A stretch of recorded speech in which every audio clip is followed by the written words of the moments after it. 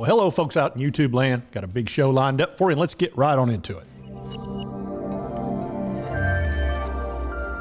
All right, let's pull up the screen here. On NIO, and are the delisting fears over? We've got huge news. If you haven't heard about it, this is pretty earth-shaking, no doubt. And I think we're going to have a big week coming up. So let's get into NIO, what's going on. All right, if you haven't heard, China changes audit secrecy rules in bid to stop the U.S. delistings. It says they're going to allow foreign regulators to access sensitive financial information on overseas listed companies. It says Beijing has revised its audit secrecy laws. They're trying to keep 270 Chinese companies from being delisted from the U.S. exchanges in a significant concession to pressure from Washington. It says the Chinese Securities Regulatory Commission, which is their top watchdog, said on Saturday it would change confidentiality laws that prevent its overseas listed company from providing the information. The CSRC said that its existing rules, which were last updated in 2009, had become outdated. It says, in the most significant move yet by Beijing to try to prevent these companies from being delisted by 2024, the SEC said last month that China's largest companies, including Baidu and Yum and et cetera, had 3 years to provide detailed audit documents, which prompted a sharp sell-off. And of course, all the Chinese stocks got hammered. There are about 270 total that are not on a list, but several have already been listed. The unusual policy reversal by Beijing is expected to create a framework for U.S. regulators to gain access to company audit files in the first major rule change by China to allow disclosure of financial information outside the country.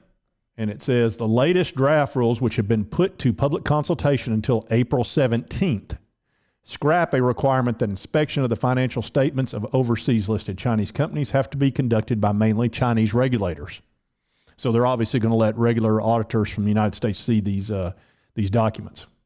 It says this follows months of negotiation between regulators in China and the U.S., and that China is trying to improve investor confidence, which is a really good idea. Now, the SEC has, they've said, hold it, don't get too far ahead of yourself. Said they dismissed the suggestion of an imminent deal that would halt the delisting countdown, which that's smart of the SEC. They don't want to show their hand and say, oh, well, okay, everything's fine. No, they're not going to do that. They want them to follow through. And it says, under rules issued in 2009, audit documents produced while listing Chinese companies overseas are forbidden from being shared with foreign entities, which clashes with the U.S. Holdings Foreign Companies Accountable Act, which was passed in 2020 and which is a law. So obviously this is coming around real nicely. Now let me tell you something, folks. This is big news. They said it was big, but I didn't expect it to be big. That's right. It's big, very, very big. And the fudsters out there that want to constantly go on stock twits and Twitter and all over social media and scream about delisting, this is going to be a tough Monday coming for them. Oh, they're not going to be happy at all. This is probably what's going to happen to them over the next few weeks. You cursed brat! Look what you've done!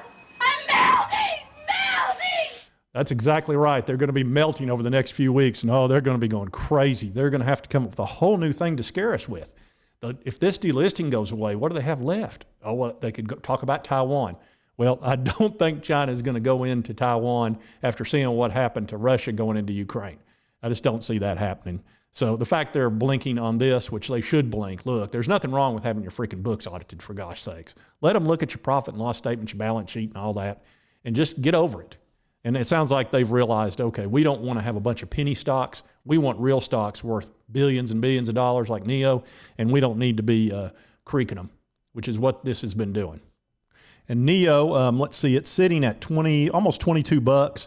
I would fully expect a nice little bump, probably up in the mid to high 20s on Monday, probably all the Chinese stocks, because this is pretty official news that they're really working hard to make this right.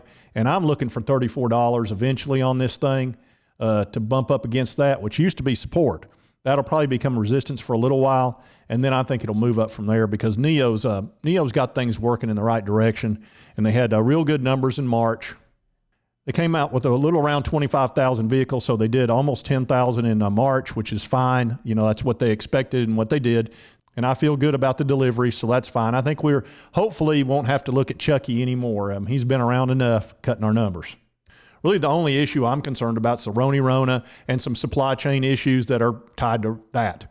But I don't see that as a long-term problem. Like I said, they are dealing with a new version that we dealt with over here, and I don't know if shutting everything down is going to necessarily work, but they'll work through it, and eventually it'll come out of it. But this is really a great day, a fantastic day for NIO and all the other BABA, which I hold as well, and it's going to be great for XPing and Lee and just so on and so forth. So this is really a great day all the way around. All right, folks, and that's just a quick update on some really important news. I didn't want to make this a real long video. It's a weekend. You're very busy. You don't have time to be watching 20-minute videos. But I thought that was pretty fantastic news, and hopefully you'll enjoy watching that Wicked Witch of FUD melt away, which it probably will over the delisting over the next 3 or 4 weeks when reality strikes and the FUDsters have to find something else to crow about. And if you like this content, be sure to hit that like button. Lets me know to continue to cover NIO. And if you haven't subscribed, hit that subscribe button. I'd certainly appreciate it. And hope you did like the content. And we'll see you next time on Mr. Frugal Investor.